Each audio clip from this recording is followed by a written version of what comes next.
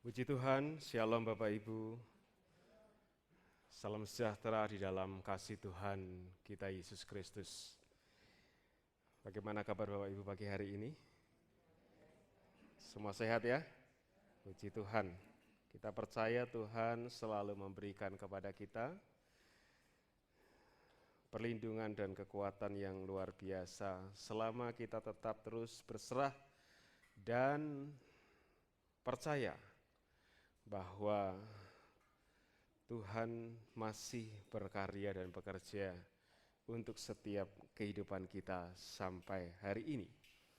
Keberadaan kita hari ini tentulah bukan sebuah kebetulan semata atau bukan sebuah kebetulan belaka, tetapi ada setiap kehendak, ada setiap rancangan, ada setiap keinginan Tuhan yang mau Dia kerjakan bagi kehidupan saudara dan saya sebagai anak-anak Tuhan.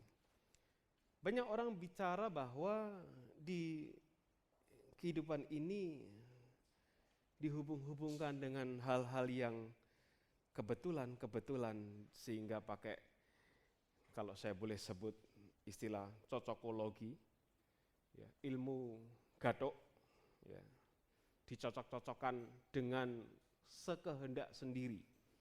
Ya, kemarin saya lihat yang unik, ada sebuah postingan di dunia maya yang berkenaan dengan tes COVID-19. Katanya ada tes pakai antigen itu antikristus katanya. Ini teologi dari mana lagi ini ya?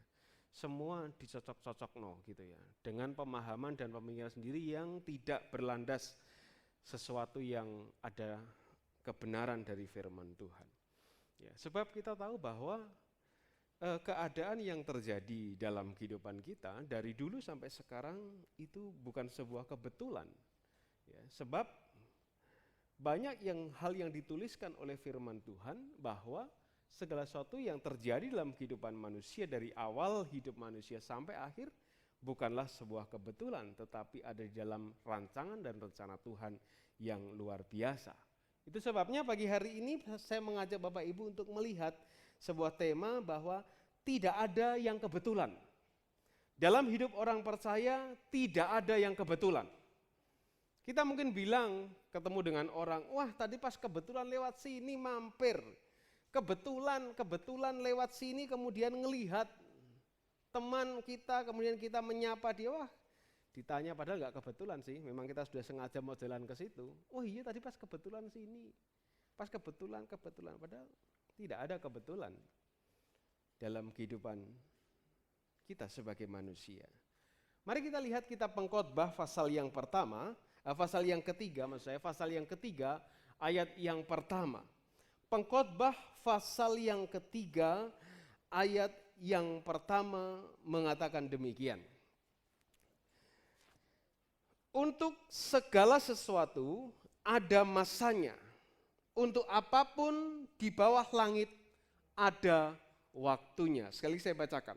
Untuk segala sesuatu ada masanya, untuk apapun di bawah langit ada waktunya. Puji Tuhan. Firman ini menjelaskan, sebenarnya sederhana, kita memahaminya juga sederhana. Kalimat yang dipakai pun kalimat yang mudah untuk dicerna, mudah untuk dimengerti. Untuk segala sesuatu ada masanya. Untuk segala sesuatu ada masanya. Semua yang ada di bawah kolong langit ini ada waktunya. Ada masa apa aja di dalam dunia ini? Ada masa kanak-kanak, ada masa sekolah, ada masa pertumbuhan, ada masa paceklik, ada masa panen, ada masa kemarau, ada musim hujan, dan sebagainya. Semua di bawah kolong langit ini ada waktunya. Jadi kalau hari ini terjadi dengan segala keadaan yang akan kita lewati di sepanjang hari, itu memang bukan sebuah kebetulan. Tetapi memang terjadi sesuai dengan yang sudah ditetapkan oleh Tuhan. Semua kejadian dalam hidup manusia mulai dari lahir sampai manusia itu mati. Semua yang dibatasi oleh waktu di dalam dunia ini, dalam kurun waktu yang Tuhan sudah tetapkan, semua pasti akan terjadi. Jadi bisa dikatakan tidak ada kebetulan yang terjadi dalam kehidupan manusia. Tidak ada hal yang dianggap sebagai sebuah hal yang tiba-tiba, ujuk-ujuk. Ya.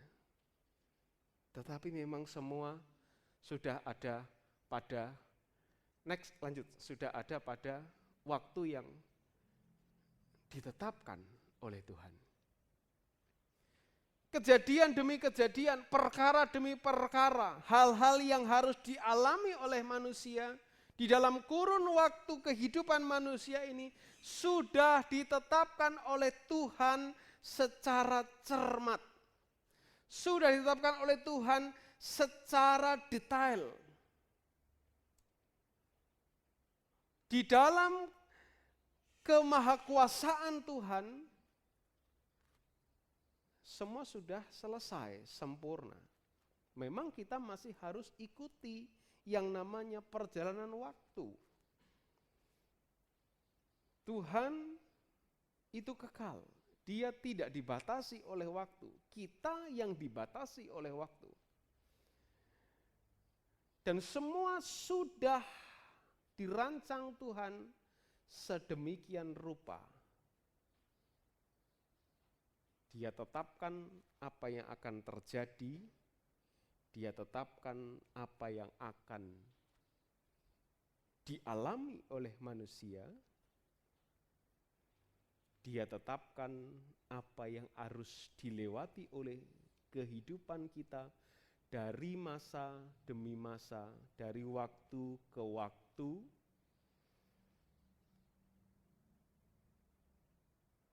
Jika demikian, mungkin kita bertanya, apa bedanya dengan takdir? Ya, kita seringkali mendengar kata itu. Apa bedanya dengan takdir? Sehingga terjadi sesuatu, terus bilang, ya sudah takdir saya. Beda. Orang yang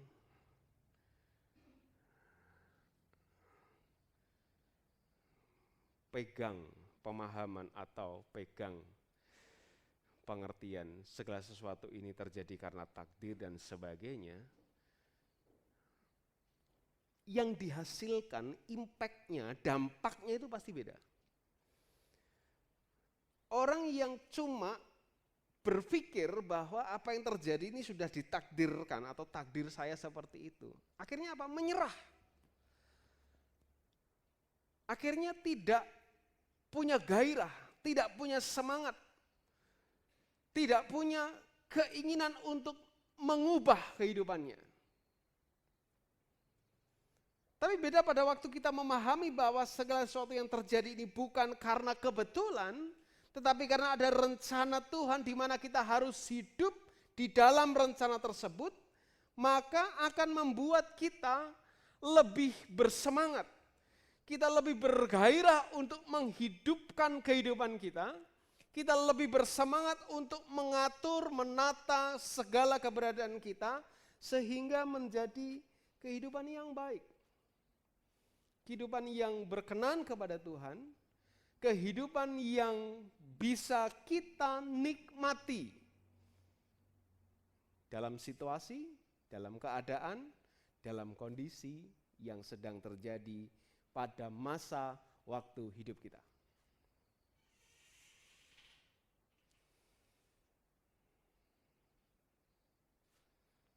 Jadi apa yang terjadi secara tidak kebetulan?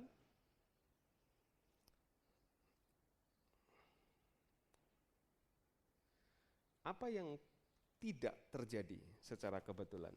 Pengkhotbah pasal yang ketiga menuliskan beberapa hal.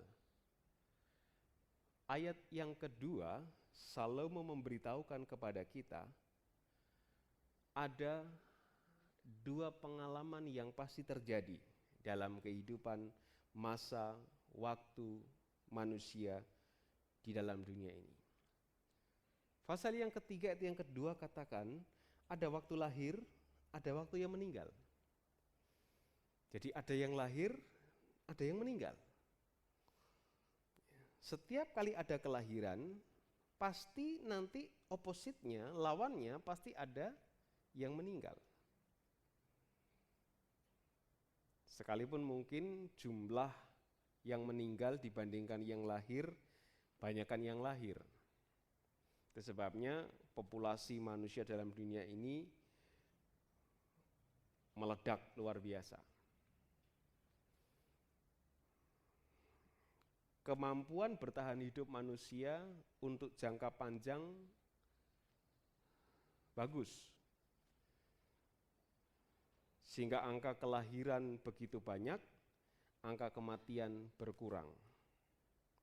Sehingga populasi manusia meledak luar biasa di dunia ini. Tak berapa sekarang? 5 kah, 6 atau 7 miliar manusia dalam dunia ini. Tiap hari rebutan oksigen. Tiap hari sama-sama produksi karbon dioksida, karbon monoksida. Tiap hari ada proses kehidupan. Ada yang menanam, ada waktu untuk menanam, ada waktu untuk mencabut yang ditanam. Ada waktu untuk membunuh, ada waktu untuk menyembuhkan. Ada waktu merombak, ada waktu untuk membangun. Ayat yang keempat, ada waktu untuk menangis, ada waktu untuk tertawa. Ada waktu untuk meratap, ada waktu untuk menari. Ada waktu untuk membuang batu, ada waktu untuk mengumpulkan batu. Ada waktu untuk memeluk, ada waktu untuk menahan diri dari memeluk. Ayat 6, ada waktu untuk mencari, ada waktu untuk membiarkan rugi. Ada waktu untuk menyimpan, ada waktu untuk membuang. Ada waktu untuk merobek, ada waktu untuk menjahit, ada waktu untuk berdiam diri, ada waktu untuk berbicara. Ada waktu untuk mengasihi, ada waktu untuk membenci, ada waktu untuk perang, ada waktu untuk damai. Jadi itulah yang terjadi dalam setiap masa-masa, setiap waktu demi waktu di bawah kolong langit ini. Dan ini bukan sebuah kebetulan, tetapi memang sudah ada di dalam rancangan Tuhan, di dalam ketetapan Tuhan.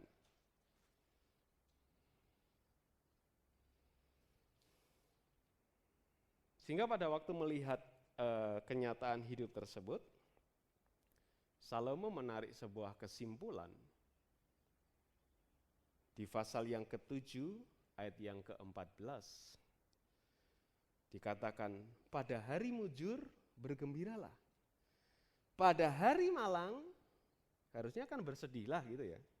Tapi dikatakan, ingatlah bahwa hari malang itu pun dijadikan oleh Tuhan seperti juga hari mujur.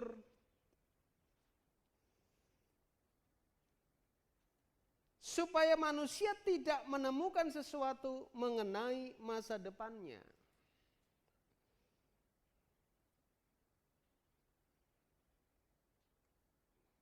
Jadi ada hari mujur, ada hari malang. Dan itu bukan kebetulan.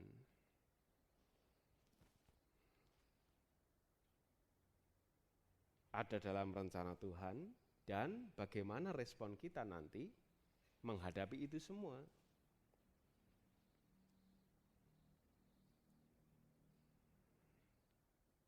Segala sesuatu yang diciptakan oleh Tuhan itu baik, tergantung respon kita. Tuhan tidak pernah menciptakan iblis, tetapi salah satu malaikat Tuhan merespon dengan salah, mengambil keputusan untuk melawan Tuhan, memberontak.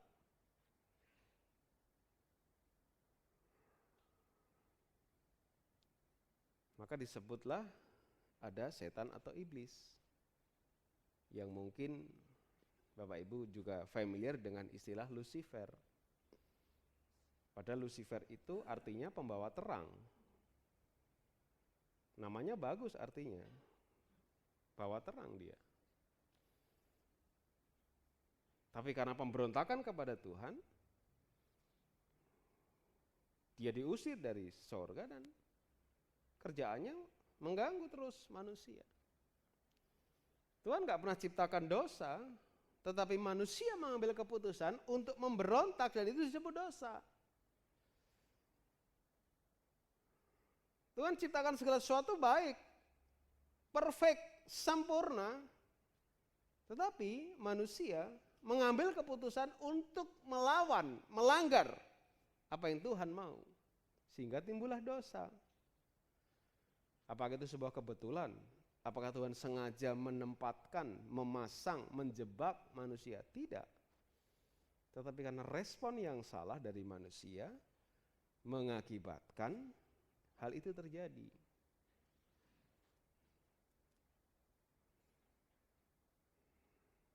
Jadi bukan takdir. Sakit-sakitan, takdir enggak. Kecelakaan, takdir enggak juga. Mungkin kita salah meresponnya. Kita sudah tahu tidak tahan dengan sesuatu, kita paksa. Apa itu kebetulan? Enggak juga, sengaja kan? Contoh saya. Nanti kalau saya ambil contoh saudara, saudara ngambek lagi. Makanya saya saja. Saya enggak tahan ketika makan cumi. Sudah tahu. Kemudian saya maksa makan cumi, sakitlah perut saya. Apa itu kebetulan sakit perut? Enggak, sengaja.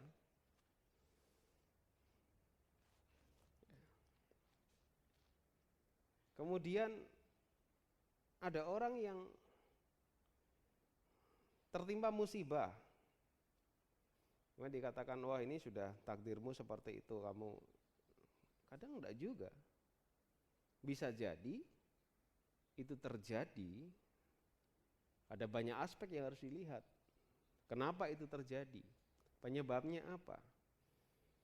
Kehidupan orang itu bagaimana? Semua harus dilihat.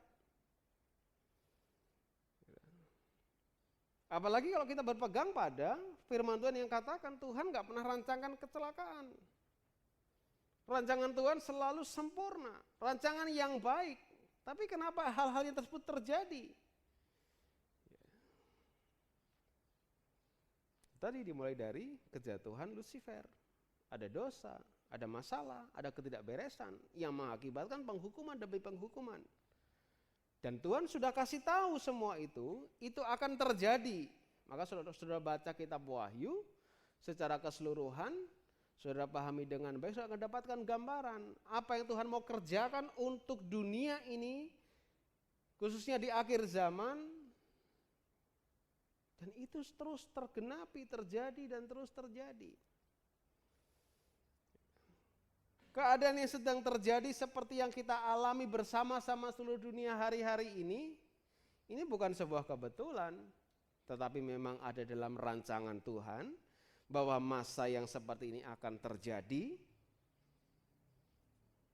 Pandemi yang begitu menyeluas seluruh dunia ini akan terjadi. Ditambah lagi bencana-bencana yang sedang terjadi di berbagai belahan dunia. bukanlah sebuah kebetulan, tapi memang sudah ada pada planning rencana yang harus terjadi pada masa, pada waktu, pada kehidupan seluruh manusia di dalam dunia ini.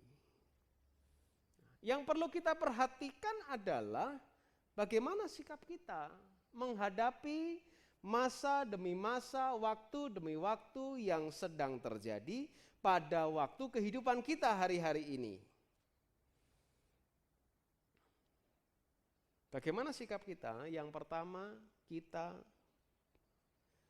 menyesuaikan diri atau beradaptasi. Menyikapi segala sesuatu yang tidak kebetulan itu, kita mestinya menyesuaikan diri. Kitab Filipi pasal yang keempat ayat yang ke-11 mengajarkan kepada kita, kukatakan ini bukan karena kekurangan, sebab aku telah belajar mencukupkan diri dalam segala keadaan.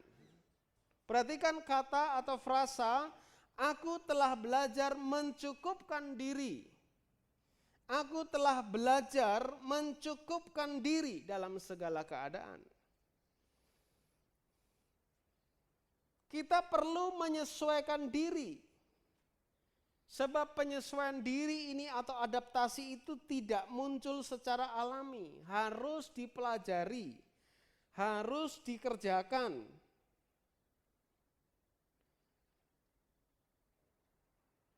Seperti halnya dulu kita sebelum ada pandemi, katakanlah kita masanya pandemi ini. Sebelum ada pandemi, kemana-mana kita bebas. Kita beribadah pun dengan bebas. Ya, berpergian bebas. Tapi setelah adanya pandemi, mau tidak mau kita beradaptasi. Ibadah pada pakai masker semua. Rasanya pertama dulu ngap-ngapan. Apalagi yang mimpin pujian dan singer. Wah, beda. Perenggosan, karena harus nyanyi, harus teriak, ngirup abape dhewe. Apalagi nek lupa sikatan pagi, karipan, guagenan lupa, waduh. Wis berkunang-kunang gitu sambil nyanyi ya. Tapi sering berjalannya waktu kita bisa beradaptasi, gitu. Lama-lama terbiasa.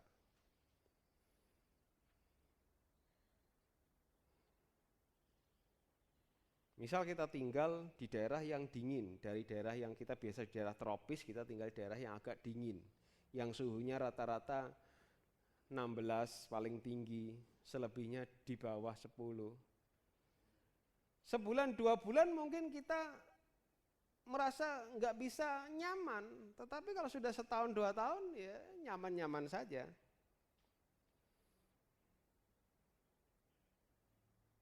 Hampir 5 tahun saya di Surabaya, nyaman dengan suasana panas Surabaya, tidur kipas anginan biasa saja, siang nggak pakai kipas angin pun biasa saja. Kalau pulang ke Bangilan, rasanya ke Bangilan ini dingin banget ya. Karena sudah terbiasa dengan penyesuaian diri saya di Surabaya, hawa yang cukup panas, mandi jam 11-12 mau tidur, mandi lagi baru tidur. Kayak orang Jepang gitu ya, orang Jepang, orang Korea, nggak salah begitu. Mau tidur mereka mandi, besok pagi mereka nggak mandi, tinggal gosok gigi, cuci muka, berangkat kerja. Begitu pulang Bangilan, dingin. Tapi setelah lama nanti di Bangilan lagi ya biasa aja, kepanasan juga. Pergi ke Surabaya malah kepanasan. Karena apa? Karena sudah beradaptasi dengan daerah di mana tempat tinggal. Nah, sama. Dengan situasi yang sedang terjadi hari-hari ini yang bukan sebuah kebetulan, tetapi memang ada dalam rencana Tuhan, ya kita mesti beradaptasi. Rasul Paulus berkata, aku telah belajar mencukupkan diri dalam segala hal, dalam segala keadaan.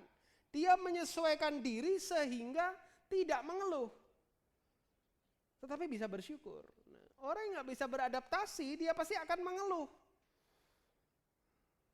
Coba baru sebulan atau sehari 2 hari sudah tinggal Surabaya, pasti sudah sambatnya bukan main. Ditelepon yang handetolannya atau temannya dari Bangladesh, gimana di Surabaya sekarang? Waduh, Surabaya panas, saya kalau nggak bisa tidur, pasti ditanya gitu. Kenapa? Karena belum teradaptasi. Tapi kalau sudah setahun, 2 tahun, gimana Surabaya?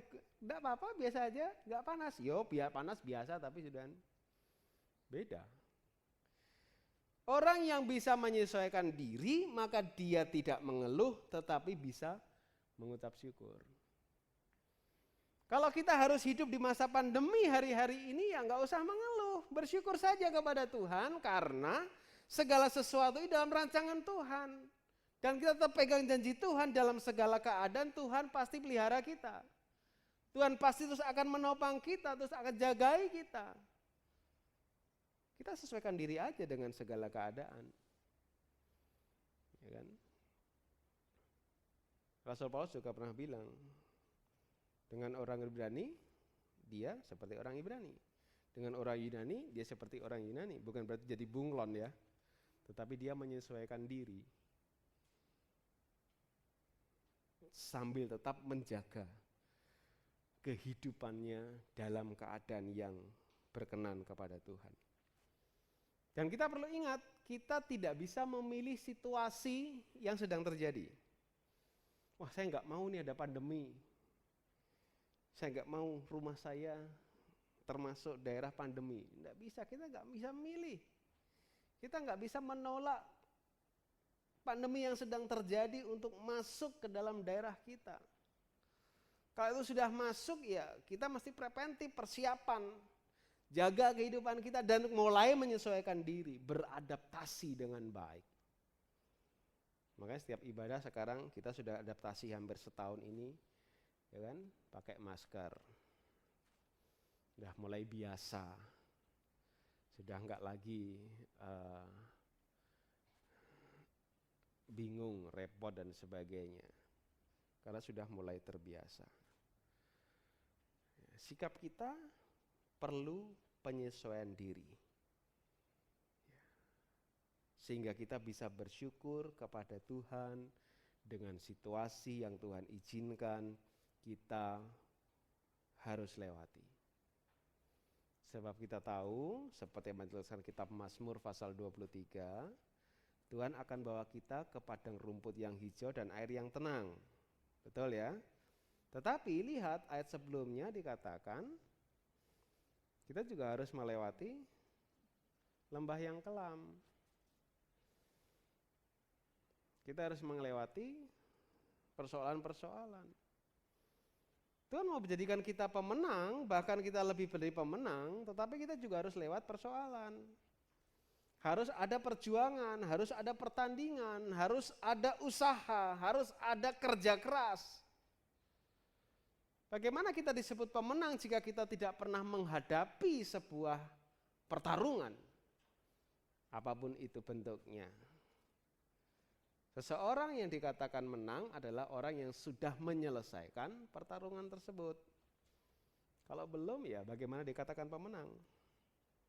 Apalagi lebih dari pemenang, kan begitu logikanya. Jadi mari kita menyesuaikan diri dalam keadaan yang tidak kebetulan ini terjadi. Dalam situasi pandemi seperti ini, semua memang ada waktunya dan akan terjadi. Saya tidak tahu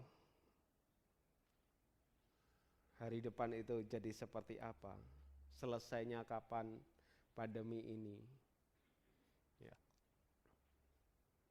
Ada yang bilang nanti setelah vaksin mungkin kita lebih longgar lagi, ya, karena mungkin nanti sebentar lagi Bapak Ibu atau beberapa dari Bapak Ibu yang memenuhi kriteria akan terima vaksin.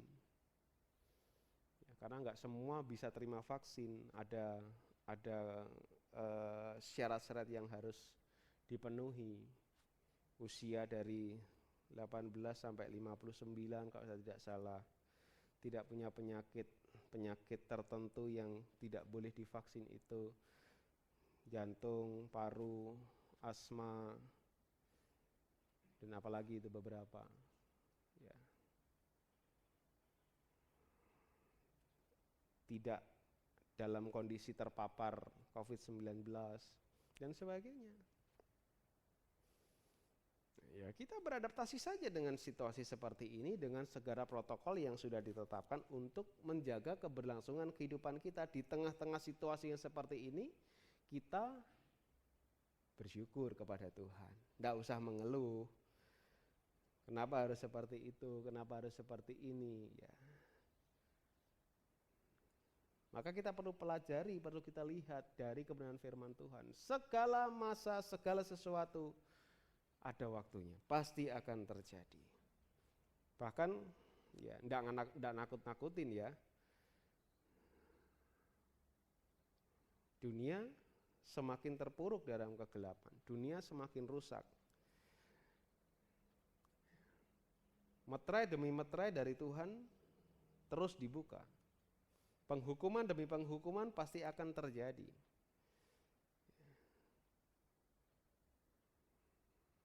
Bukan masalah penghukumannya, bukan masalah kejadiannya, tapi masalah bagaimana kita hidup di tengah-tengah keadaan itu.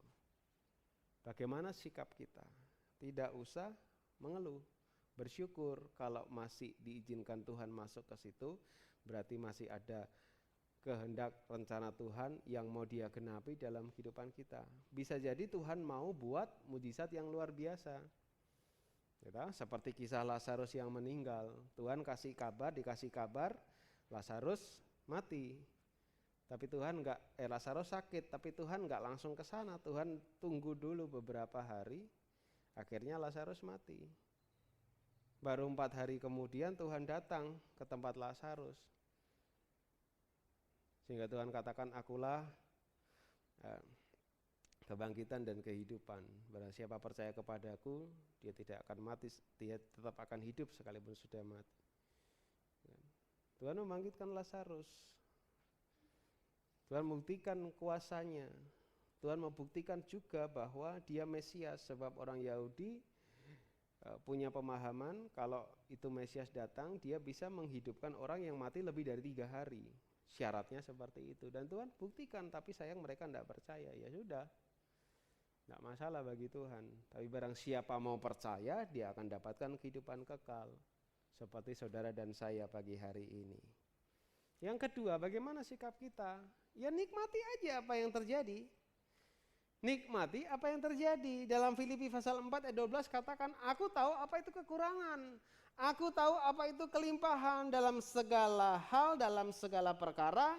Tidak ada sesuatu yang merupakan rahasia bagiku, baik dalam hal kenyang maupun dalam hal kelaparan, baik dalam hal kelimpahan maupun dalam hal kekurangan. Jadi kan kata aku tahu itu. Aku tahu berarti mengerti, memahami, dan bisa menikmati. Tahu apa kekurangan, tahu apa itu kelimpahan, pernah mengalami kelaparan, pernah mengalami kenyang. Bisa bilang kenyang karena pernah lapar, bisa bilang lapar karena pernah kenyang.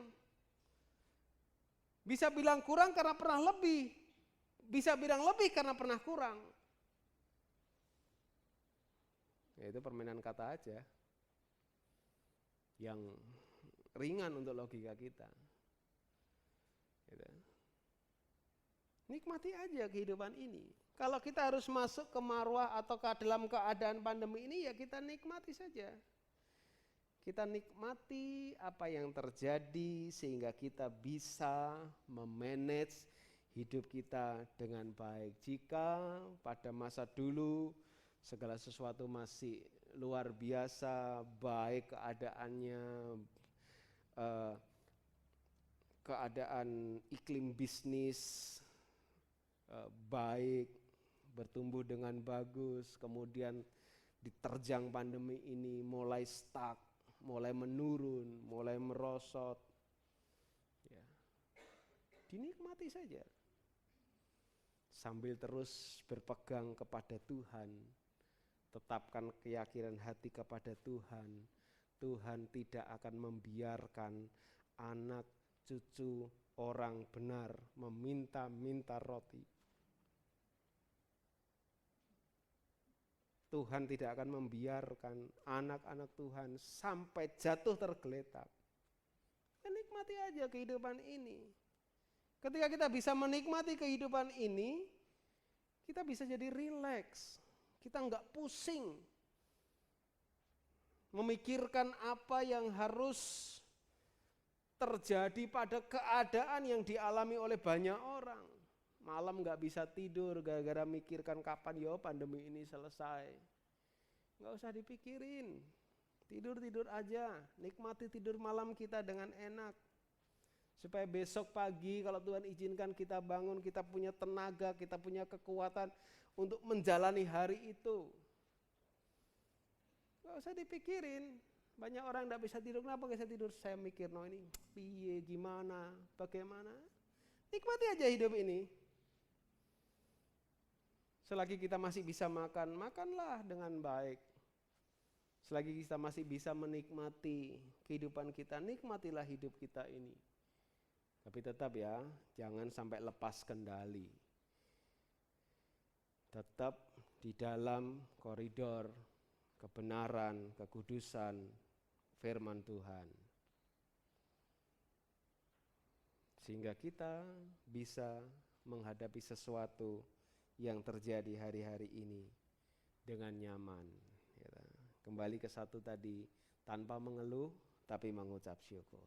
Karena kita bisa menikmati. Yang ketiga, bagaimana sikap kita ya? Berserah kepada Tuhan. Ini langkah yang terakhir ini. Berserah kepada Tuhan. Ya. Firman Tuhan mengajarkan dalam Roma pasal yang ke-8 ayat 28, kita tahu sekarang, berarti tahu mengerti. Tadi aku tahu, sekarang kita tahu. Kita tahu sekarang bahwa Tuhan turut bekerja. Tuhan masih terus bekerja dalam segala sesuatu. Ketika terjadi pandemi pun Tuhan turut bekerja. Ketika kita mengalami penderitaan pun Tuhan di sana masih bekerja buat kita. Dan yang luar biasa, bekerja itu apa? Untuk mendatangkan kebaikan. Untuk mendatangkan kebaikan bagi mereka yang mengasihi Dia. Ini klausanya banyak sekali ya. Mendatangkan kebaikan bagi mereka yang mengasihi Dia. Jadi kalau saya boleh katakan, kebaikan itu yang dari Tuhan tidak kepada semua orang. Ya maaf saja, ini firman Tuhan katakan seperti itu. Kebaikan dari Tuhan itu atas segala kejadian yang terjadi di bawah kolong langit ini, kejadian yang buruk pun itu mendatangkan kebaikan bagi mereka yang mengasihi Dia. Kenapa? Karena mereka yang mengasihi Dia, orang-orang yang mengasihi Dia, itu sentral kehidupannya bukan dirinya, tetapi Tuhan. Pusat dari kehidupannya bukan dirinya, tapi Tuhan. Orang yang tidak mengerti ini pasti akan berkata bahwa kok Tuhan datangkan malapetaka. Kok Tuhan datangkan penghukuman kepada saya juga. Kok Tuhan biarkan ini juga dialami oleh orang-orang percaya.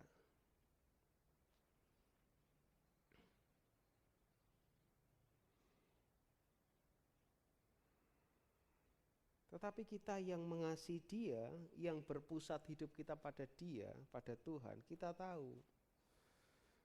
Dalam keadaan yang seperti ini pun, Tuhan tetap bekerja untuk mendatangkan kebaikan bagi kita. Ketika iklim bisnis ramai, ketika iklim bisnis luar biasa, kita bahkan boleh berkata, waduh tidak ada waktu, kekurangan waktu. Pekerjaan menumpuk, harus tak kerjakan secara menumpuk, maraton. Jadwal yang padat setiap hari sehingga nggak ada waktu buat Tuhan, nggak ada waktu buat ibadah, nggak ada waktu untuk berdoa, nggak ada waktu untuk merenungkan firman Tuhan. Hantam badai pandemi, iklim bisnis pekerjaan mulai menurun, banyak waktu luang. Yang tidak memahami mengeluh, komplain. Tapi yang mengerti, oh iya, senggang, luang, apa yang bisa tak kerjakan? Apa yang waktu-waktu hilang dulu yang tidak sempat tak kerjakan? Bisa dikerjakan. Punya space waktu juga untuk Tuhan. Punya waktu juga untuk berdoa. Punya waktu juga untuk beribadah. Punya waktu juga untuk merenungkan firman Tuhan. Punya waktu untuk introspeksi diri. Punya waktu untuk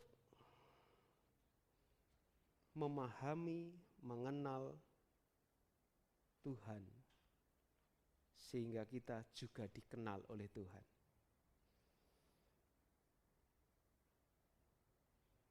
Kita harus mengenal Tuhan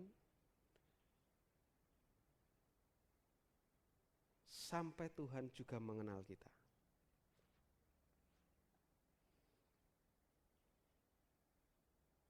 Kita harus belajar untuk mengenal Tuhan sampai Tuhan mengenal kita. Loh, apakah Tuhan tidak mengenal kita? Tuhan kenal kita. Siapa yang Tuhan kenal? Orang-orang benar.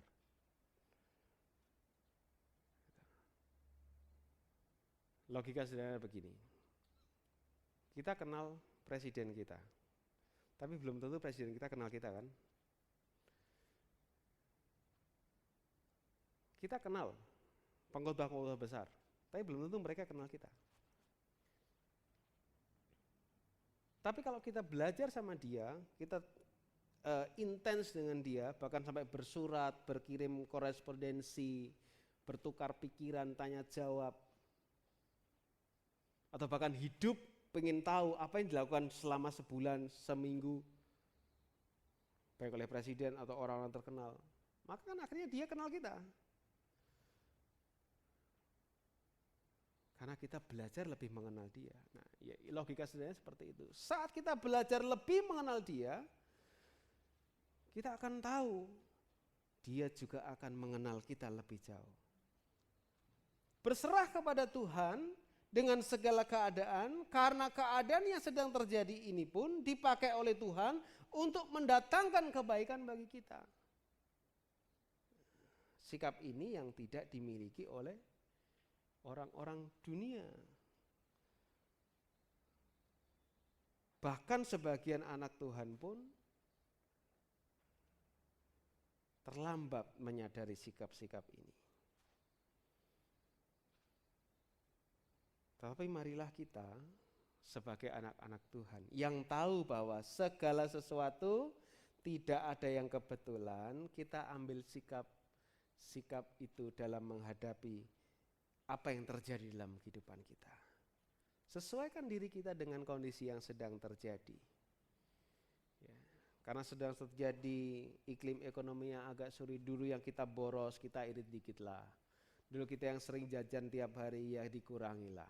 Dulu yang sering bepergian setiap hari, kemana-mana nggak jelas, ya lebih banyak di rumah sekarang. Harus beradaptasi. Ya. Nikmati keadaan-keadaan yang sedang terjadi. Dan berserahlah kepada Tuhan, karena Tuhan selalu mendatangkan kebaikan dalam segala perkara. Tapi jangan lupa kita harus lebih mengasihi Tuhan, supaya apa yang Tuhan mau datangkan itu terjadi buat kehidupan kita. Mari pemusik maju ke depan, singer juga.